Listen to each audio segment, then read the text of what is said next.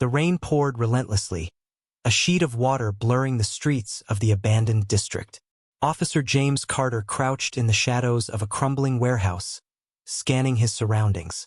His breath was shallow, every muscle tense as he clutched his gun, waiting. Tonight had been a setup, he was sure of it. From the opposite corner of the building, Rafe Viper Morales moved silently. The slick, dark-haired career criminal had a reputation for violence and deception, his hands stained with more than just stolen goods. But tonight, the two men, sworn enemies on either side of the law, were united by a common goal: survival. Just hours ago, the two found themselves trapped in a sting operation gone wrong. Carter, deep undercover to infiltrate Morales' crew, had spent months building trust with the man. He hated everything Morales stood for: crime, corruption, greed, but the operation was critical to bringing down a powerful cartel. Morales, sensing the weight of betrayal in the air, had prepared for this moment. Yet, neither of them anticipated the third player. The Kraken, a ruthless gang operating outside of the cartel, hunting Morales for an old debt. They had stormed the meeting point, bullets flying in every direction, forcing the two men to flee together. Now, stuck in an abandoned part of the city, with no backup and surrounded by killers, Carter and Morales had no choice but to rely on each other. "Any bright ideas, cop?" Morales whispered, his voice barely audible over the storm. Carter clenched his jaw. "Yeah, don't get shot." Morales smirked, though it didn't reach his eyes. "Funny, I didn't think you'd stick around after that little ambush." "Why save me?" "Because," Carter growled, his eyes narrowing, "we're both dead if we don't get out of here." Morales glanced towards the street, where the faint silhouettes of armed men could be seen through the downpour. They were closing in. "So what now? Fight our way through? These guys don't exactly play nice."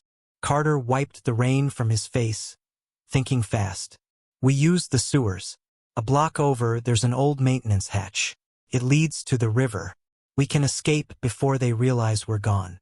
The criminal chuckled darkly. "Sewers, huh? Perfect for rats like you." Carter glared at him, the tension between them rising. Months of deception, of playing the part of Morales' right-hand man, had strained Carter's moral compass to its limit. But he knew now wasn't the time for grudges. They had a common enemy, and only one way out. "Let's move," Carter ordered, leading the way toward the back alley. The two slipped through the darkened streets, shadows blending with shadows, rain masking their hurried footsteps. Despite the truce, Carter never let his guard down. Morales was dangerous, a snake that would strike the moment he saw an advantage. As they reached the sewer entrance, the sound of engines revving and boots splashing in puddles grew louder. They didn't have much time. Carter crouched down and pried the rusted hatch open, the smell of decay rising from the tunnel below. He motioned for Morales to enter first. "I'm trusting you here, cop," Morales said, one last taunt lingering on his lips as he climbed down. "You don't have a choice," Carter muttered before following. The darkness swallowed them as they descended into the narrow, foul-smelling tunnel. It was claustrophobic, the air thick and damp. Carter led the way with his flashlight, the beam cutting through the pitch black, illuminating rats and stagnant water. Behind him, Morales kept close, eyes scanning for any sign of betrayal. After several minutes of silence, Morales spoke again, his tone different this time, almost reflective. "What happens when we get out of here? You gonna arrest me?" Carter didn't answer right away. The truth was, he hadn't thought that far ahead. Morales deserved to be behind bars. But after tonight, after what they had been through together, the lines between right and wrong had started to blur. "I don't know," Carter finally admitted. "Let's focus on getting out alive first." Morales didn't respond, but Carter could feel the shift in the man. They both knew that this uneasy alliance wouldn't last forever. Suddenly, a sharp metallic clang echoed through the tunnel. Both men froze, instincts kicking in. Carter raised his gun as the beam of his flashlight flickered across the wet walls. From the darkness ahead, shadows moved. The Kraken's men had found them. "Run!" Carter shouted. They sprinted down the narrow passage, the sound of gunfire ricocheting off the walls behind them. Bullets whizzed past, hitting the stone with sharp, metallic pings. Carter fired blindly over his shoulder, hoping to buy them time. Morales, surprisingly agile, kept pace, his eyes wide with adrenaline. "This was your plan?" he yelled. "Get us killed down here? Shut up and keep running." The tunnel opened up into a larger chamber. Ahead, the faint glimmer of moonlight filtered through another grate, freedom. But the Kraken's men were closing in fast. Carter stopped and turned, his gun raised, firing at the advancing shadows. "Get out of here," he yelled at Morales. "Go!" But Morales didn't run. Instead, he grabbed a discarded pipe from the ground and stood beside Carter, ready to fight. "I'm not leaving without a chance to settle this. Let's finish them." For the first time, Carter saw something more in Morales than just a criminal. Maybe it was survival instinct, or maybe, in this moment of life and death, the man had found a shred of honor. They fought together, side by side, exchanging gunfire and blows with the Kraken's men. It was brutal and fast, but eventually, the storm outside drowned out the last sounds of battle. Panting, bruised, and bloodied, Carter and Morales stood victorious over their fallen pursuers. The two men locked eyes, their shared struggle forming a bond neither of them could fully comprehend. Carter lowered his weapon. "We need to get out of here before more come." Morales nodded, but his gaze lingered on the officer, a silent understanding passing between them. They had survived. Together. For now, that was enough. The rain had finally let up, but the sewers still reeked of rot and damp, the stench clinging to their clothes as Officer James Carter and Rafe Morales crawled through the narrow, dark tunnel. Both were exhausted, bruised, and soaked through to the bone, but neither could afford to rest. Not yet. The Kraken's men might have been dealt with, but Carter knew better than to believe the danger was gone. Morales, walking just behind him, kept silent for once, though Carter could feel his eyes on him, calculating, always assessing. They reached the end of the tunnel where the grate led to the riverbanks. Carter hoisted himself up first, scanning the empty stretch of mud and water before helping Morales climb out. The night was quiet now, except for the gentle lapping of the river against the shore. It was a stark contrast to the chaos they'd just escaped. Both men stood there for a moment, catching their breath, the weight of everything that had just happened sinking in. "What now, cop?" Morales asked, breaking the silence. His voice was low, tired but still laced with that ever-present edge of sarcasm. Carter didn't answer immediately. He holstered his gun, wiping a streak of blood from his brow. The realization hit him hard. They had no backup, no plan, and nowhere to go. His undercover mission was blown to hell, and they were miles from safety.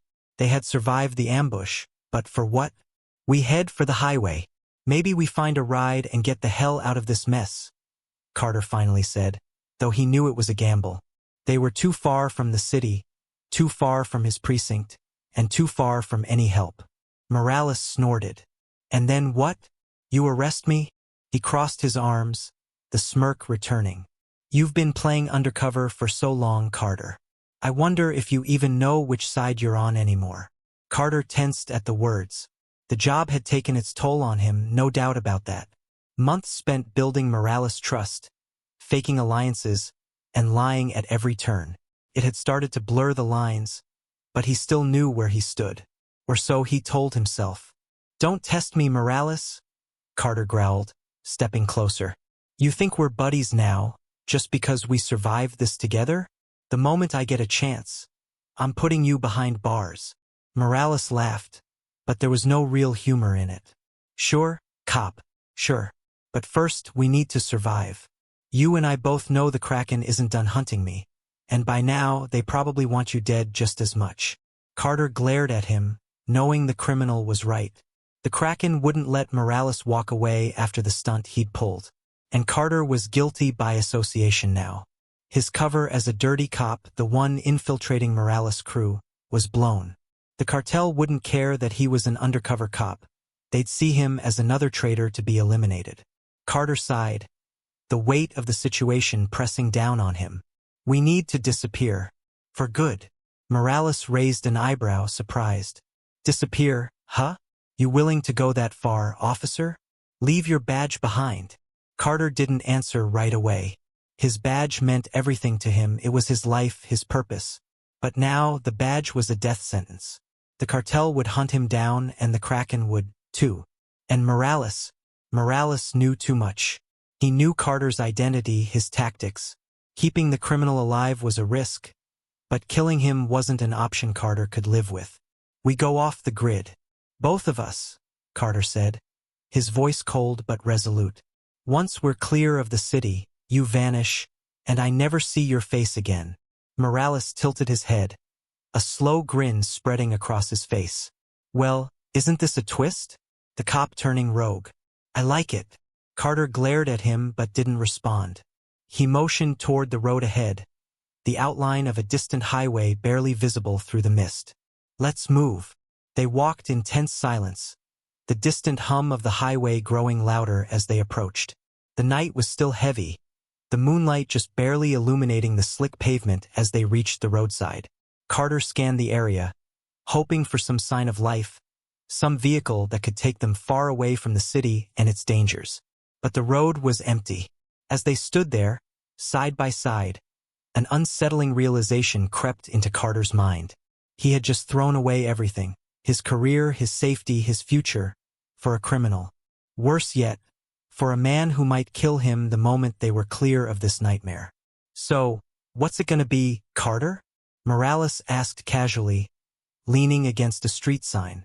You really gonna let me walk away after all this? Carter turned to face him, his jaw tight. That depends. Are you planning on walking or running? Morales laughed again, this time a genuine, deep laugh that echoed across the empty road. I think we both know how this ends, don't we? You're not gonna kill me and I'm not going to prison. So, how about a little compromise? Carter frowned, suspicion creeping in. What compromise? Morales stepped closer, lowering his voice. You let me disappear, and in return, I give you something better than my arrest. Something that'll wipe out the cartel for good. Carter's eyes narrowed. You're bluffing. Am I? Morales smirked, his dark eyes gleaming. You think I've survived this long just on luck? I've got something big, something even the Kraken doesn't know about. A list. Every corrupt cop, every politician in their pockets, every dirty deal in the city. You let me go, I give you that list. For a moment, Carter hesitated. It was the kind of thing that could break the entire system wide open. The kind of thing that could bring down every criminal empire in the city. But trusting Morales? That was a gamble he wasn't sure he was willing to take. And if I don't? Carter asked, his voice low. Morales shrugged. Then we both die. Simple as that. The tension hung thick in the air, neither man willing to back down. Carter stared into Morales' eyes, searching for some hint of deceit, but the man was unreadable. Finally, Carter holstered his gun and turned away. Get out of my sight, Morales. But if you ever cross me again. Morales nodded, already walking backward into the mist. Don't worry, Carter. You'll never see me again. And just like that, Morales disappeared into the shadows, leaving Carter alone on the empty road. Carter stood there for a long moment, the weight of his decision settling heavily on his shoulders. He had let Morales go. But in doing so, had he just unleashed something far worse than the Kraken? Only time would tell. As the first light of dawn broke over the horizon, Carter turned toward the highway, his future uncertain, but his resolve unshaken. He would find a way to make this right, even if it killed him. Weeks had passed since Carter let Morales disappear into the night. The world had returned to its cold, predictable rhythm, at least on the surface. But deep down, Carter knew it was only the calm before the storm. He was a marked man now, living on borrowed time. Sitting in his dimly lit apartment, Carter felt the weight of it all pressing down on him. The Kraken, the cartel, the corrupt cops, they all knew too much about him. And worst of all, Morales had vanished without a trace. No list, no answers, just radio silence. That was until tonight. A letter arrived, handwritten, No return address. Inside, there was a single sentence. Dock 17. Midnight. Alone. Carter stared at the note, his mind racing. It had to be Morales. No one else would dare reach out to him now. Part of him wanted to burn the letter and forget about it. But he couldn't. He needed closure, answers. So, against every instinct telling him to walk away, he grabbed his gun, slipped on his jacket, and headed into the night. The docks were quiet, bathed in the dim glow of flickering streetlights. Dock 17 was an old, rusting skeleton of a place, long abandoned by the city and left to rot. As Carter approached, he could feel the tension building. His hand hovered over his holstered gun as he stepped through the gate. "Morales!" he called out, his voice echoing off the empty shipping containers. Nothing. The silence gnawed at him, but then a figure appeared from the shadows. It was Morales, leaning against one of the containers, his face obscured by the brim of his cap. He looked different, darker, colder, like something had shifted inside him. "You actually came," Morales said, his voice low and calm. "I wasn't sure you had it in you." Carter kept his distance, his eyes locked on Morales. "Where's the list? You promised." Morales chuckled, the sound devoid of humor. "The list? You're still clinging to that, huh? Like it's going to save you." Carter's jaw clenched. "I didn't come here to play games. Either you hand over the list or I put you down." Morales pushed off the container, taking a few slow steps toward Carter, his hands casually tucked into his pockets. "You think it's that simple? That I'm just going to hand over everything? You have no idea how deep this goes." "Try me," Carter growled, his hand tightening on the grip of his gun. Morales stopped, his dark eyes gleaming in the faint light. "All right, you want the truth, Carter? Here it is. You and I were not so different. You spent months pretending to be one of us, living in the dirt, playing the criminal. But here's the thing, the more you pretend, the more real it becomes. The more it changes you." Carter glared at him. "Don't compare us. You're a murderer and a thief.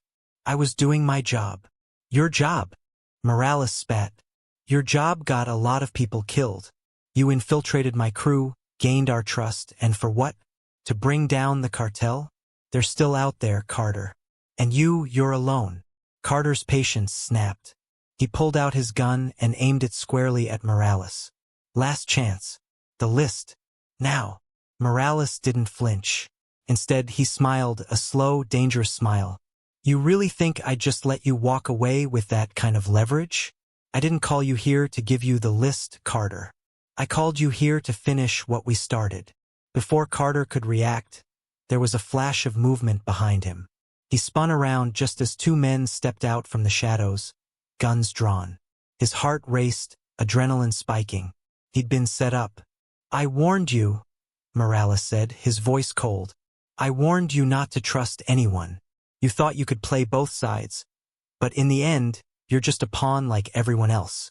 Carter backed up, his gun trained on the two men, but he could feel Morales closing in behind him. Sweat trickled down his temple as he calculated his options. Outgunned. Outnumbered. Morales had been playing him from the start. "You think killing me will make you king of the streets?" Carter hissed, his voice low and dangerous. "You'll never be free.